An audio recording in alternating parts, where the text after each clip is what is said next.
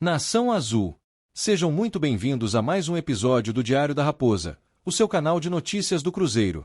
Preparem-se porque o que vocês vão ouvir agora pode mudar completamente os rumos da próxima temporada celeste. Antes de entrarmos no assunto principal que está deixando toda a torcida cruzeirense completamente alvoroçada, preciso falar sobre uma situação que está acontecendo nos bastidores da Toca da Raposa e que envolve diretamente o volante Wallace. Mas calma. Vou contar tudo com calma porque essa novidade tem desdobramentos que vocês nem imaginam. Wallace chegou ao Cruzeiro cercado de expectativas enormes. O volante que brilhou intensamente no Grêmio e depois seguiu para a Europa, onde defendeu a Udinese da Itália com grande competência, era visto como uma peça fundamental para o meio-campo celeste. A diretoria investiu pesado na contratação, acreditando que o jogador traria toda aquela experiência internacional e aquela marcação forte que tanto fizeram falta ao time em determinados momentos da temporada. Mas a realidade tem sido bem diferente do esperado, e isso tem gerado muitas discussões tanto internamente quanto entre os torcedores. Desde que vestiu a camisa celeste, Wallace não conseguiu demonstrar todo o seu potencial. As atuações ficaram abaixo do esperado, a crítica da torcida foi aumentando a cada jogo, e o volante simplesmente não conseguiu se firmar como titular absoluto do time. Para piorar ainda mais a situação do jogador no clube, veio aquele episódio traumático na Copa do Brasil, quando o Cruzeiro foi eliminado pelo Corinthians nos pênaltis, e o Wallace foi um dos responsáveis por desperdiçar uma das cobranças. Aquilo foi devastador não apenas para o time, mas especialmente para o próprio jogador, que viu sua situação no clube ficar extremamente complicada. Com esse cenário desfavorável, começaram a surgir especulações sobre uma possível saída de Wallace do Cruzeiro. E adivinhem quem apareceu interessado em repatriar o volante? Exatamente, o Grêmio. O clube gaúcho, onde Wallace viveu seus melhores momentos no futebol brasileiro antes de embarcar para a Europa, começou a sondar a possibilidade de trazer o jogador de volta. A diretoria gremista, agora comandada pelo técnico português Luís Castro, enxergava em Wallace uma oportunidade de reforçar o meio-campo para a temporada seguinte, apostando que o retorno ao ambiente onde foi feliz poderia fazer o atleta recuperar seu melhor futebol. Os bastidores indicavam que as conversas estavam avançando bem entre os clubes. O Grêmio demonstrava interesse concreto. Wallace já havia trabalhado com Luís Castro anteriormente e tinha aprovação do treinador, e tudo parecia caminhar para que o volante deixasse a Toca da Raposa rumo ao sul do país. A torcida cruzeirense, em sua maioria, não via problemas na negociação, já que o jogador realmente não tinha correspondido às expectativas criadas em torno de sua contratação. Parecia que todos os envolvidos sairiam satisfeitos desse acordo. O Grêmio teria seu reforço, Wallace poderia recomeçar em um lugar onde já provou seu valor, e o Cruzeiro abriria espaço e recursos para buscar outras opções no mercado. Mas então aconteceu algo completamente inesperado que mudou todo esse cenário que parecia praticamente definido. A chegada de um novo comandante à Toca da Raposa trouxe uma reviravolta gigantesca nessa situação. Estamos falando de Tite, o renomado treinador que assumiu o comando técnico do Cruzeiro e que tem uma visão completamente diferente sobre o futuro de Wallace no clube. E essa visão do novo treinador pode mudar absolutamente tudo o que estava sendo planejado. Tite conhece muito bem o volante Wallace. Os dois trabalharam juntos na seleção brasileira, onde o técnico teve a oportunidade de observar de perto as qualidades do jogador, seu potencial, sua capacidade de marcação, sua visão tática e tudo aquilo que fez dele um atleta respeitado no futebol europeu. E é justamente essa experiência prévia que fez o comandante tomar uma decisão surpreendente. Ele brecou completamente a saída de Wallace do Cruzeiro. Isso mesmo que vocês estão ouvindo. Tite acredita piamente que pode recuperar o volante, que pode fazer com que ele volte a demonstrar aquele futebol que apresentou no Grêmio e na Udinese. O treinador enxerga em Wallace características importantes para o sistema tático que pretende implementar no Cruzeiro, e não quer abrir mão do jogador sem antes ter a oportunidade de trabalhar com ele, de ajustá-lo taticamente, de resgatar sua confiança e fazê-lo brilhar novamente com a camisa celeste. Essa posição firme de Tite pegou muita gente de surpresa, incluindo a própria diretoria do clube e, obviamente, o Grêmio, que já se programava para contar com o volante. Agora a situação de Wallace ganhou um asterisco gigantesco. A saída que parecia certa, que estava praticamente encaminhada, passou a ser uma grande interrogação. O Grêmio continua monitorando tudo de perto, aguardando um desfecho definitivo, mas sabe que a presença de Tite e sua insistência em manter o jogador complica muito as coisas. A tendência é que, caso Wallace realmente permaneça, o técnico gaúcho Luís Castro precise buscar alternativas no mercado para reforçar o meio-campo gremista. Mas Wallace não é o único assunto que está movimentando os bastidores do Cruzeiro nesta janela de transferências. Existe outro nome que está causando uma agitação ainda maior entre os torcedores celestes, um jogador que pode representar um salto de qualidade impressionante para o meio-campo do time, e é justamente sobre ele que precisamos falar agora com todos os detalhes. Gerson. Esse é o nome que está na boca de todos os cruzeirenses neste momento. O meia de 28 anos que atualmente defende o Zenit, da Rússia, é considerado uma das grandes prioridades da diretoria celeste para esta janela de transferências. E quando falamos em prioridade, não estamos exagerando nem um pouco. A cúpula do clube está empenhada em viabilizar essa contratação que seria absolutamente impactante para o elenco. Para entendermos toda a dimensão dessa possível negociação, precisamos analisar com cuidado a trajetória recente de Gerson no futebol russo. O meia foi comprado pelo Zenit junto ao Flamengo em uma operação que chamou muita atenção no mercado. O clube russo desembolsou nada menos que 25 milhões de euros, que na época da transação representavam aproximadamente 160 milhões de reais. Foi um investimento pesadíssimo, que demonstrava toda a expectativa que os russos tinham em relação ao futebol apresentado pelo brasileiro. Desde que foi anunciado oficialmente no dia 13 de julho, Gerson vem passando por um período de adaptação ao futebol russo. Já são 5 meses de experiência no Zenit, e nesse tempo o jogador tem conquistado espaço gradualmente no time titular. Dos 12 jogos que disputou até o momento pela equipe, o brasileiro foi escalado como titular em 8 oportunidades, além de ter entrado saindo do banco de reservas em outras 4 partidas. Em apenas 2 ocasiões o meio-campista não foi utilizado pelo técnico russo Sergei Semak, o que demonstra que ele vem ganhando a confiança do comandante. Os números de Gerson no Zenit começam a mostrar seu valor. Ele já atuou por 689 minutos pela equipe russa, o que representa uma média de 57 minutos por partida.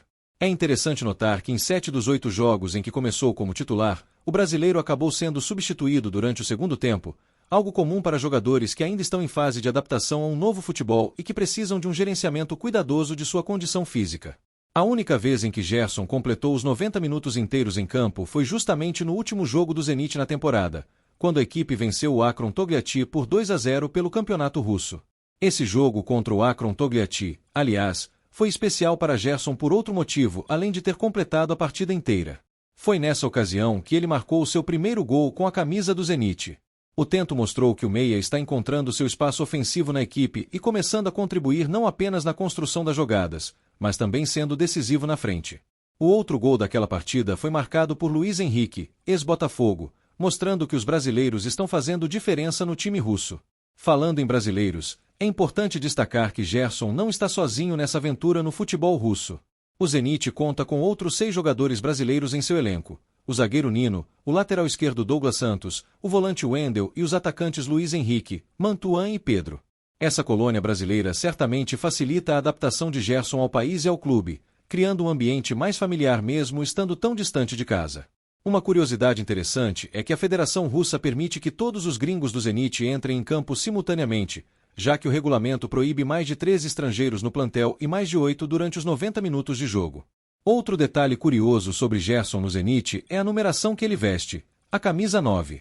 Essa é uma escolha incomum para um meio-campista, já que o número 9 é tradicionalmente usado por centroavantes e jogadores do setor ofensivo em praticamente todo o mundo do futebol. Mas essa escolha pode indicar também que o técnico do Zenit enxerga em Gerson características ofensivas importantes e quer que ele tenha liberdade para chegar à área adversária e contribuir com gols e assistências. Analisando os dados estatísticos mais profundos do desempenho de Gerson na Rússia, fornecidos pelo site Sofascore, especializado em análises técnicas do futebol, conseguimos ter uma visão ainda mais clara do que o jogador tem produzido em campo. O brasileiro apresenta uma média impressionante de 44 ações com a bola por partida, demonstrando seu envolvimento constante no jogo e sua importância na construção das jogadas da equipe.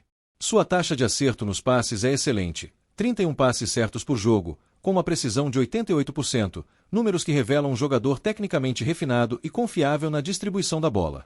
No aspecto defensivo, Gerson também tem mostrado contribuição importante.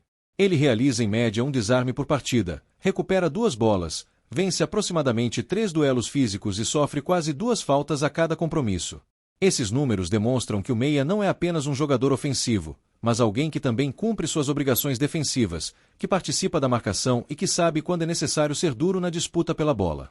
Essa versatilidade tática é extremamente valorizada no futebol moderno, e certamente é um dos aspectos que chamam a atenção do Cruzeiro.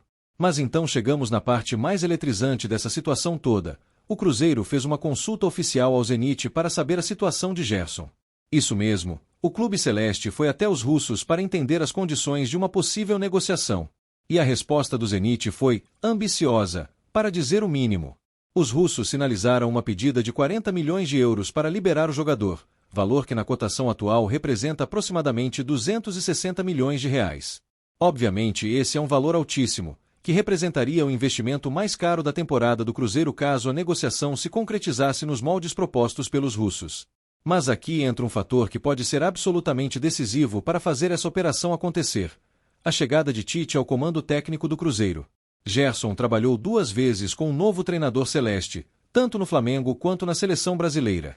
Eles se conhecem muito bem, Tite sabe exatamente como extrair o melhor futebol do meia, conhece suas características, seus pontos fortes, e certamente essa relação prévia pode ser fundamental para convencer o jogador a aceitar o desafio de retornar ao futebol brasileiro.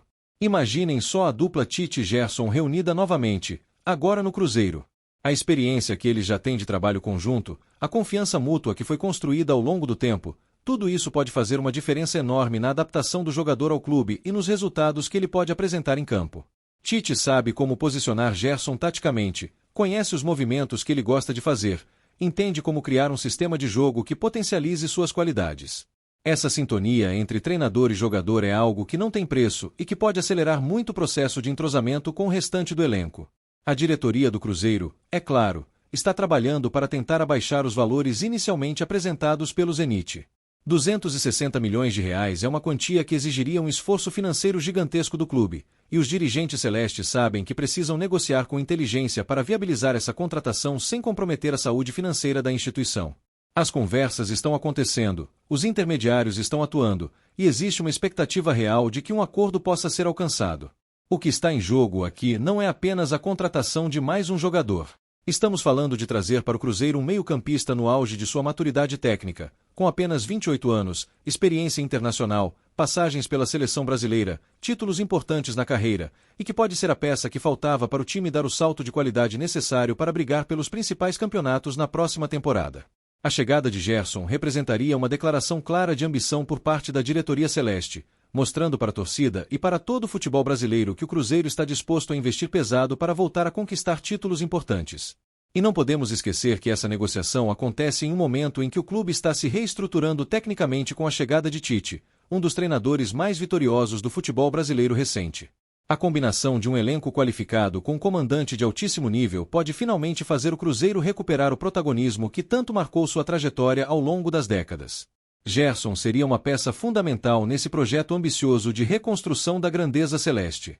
A torcida cruzeirense está absolutamente ansiosa por novidades. As redes sociais explodiram com comentários, especulações, montagens com Gerson vestindo a camisa celeste, e muita expectativa sobre quando essa negociação poderá se concretizar.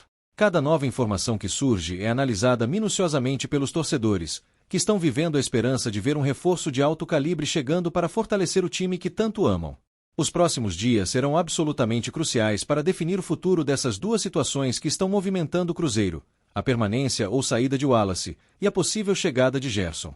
São duas novidades que podem mudar completamente a cara do meio-campo celeste para a próxima temporada, e que mostram que a diretoria do clube está realmente trabalhando forte nos bastidores para montar um elenco competitivo e capaz de brigar pelos principais objetivos. Nação Azul, chegamos ao final de mais um episódio do Diário da Raposa. Se você acompanhou até aqui, demonstre seu apoio se inscrevendo no canal agora mesmo. Aperte aquele botão vermelho de inscrição, ative o sininho das notificações para não perder nenhuma novidade quente sobre o Cruzeiro, e deixe aqui embaixo nos comentários a sua opinião sobre essas movimentações. Você acha que o Wallace deve ficar ou sair? E o Gerson, acredita que a diretoria consegue viabilizar essa contratação? Queremos saber o que você pensa. Até a próxima, e vamos juntos, Cruzeiro!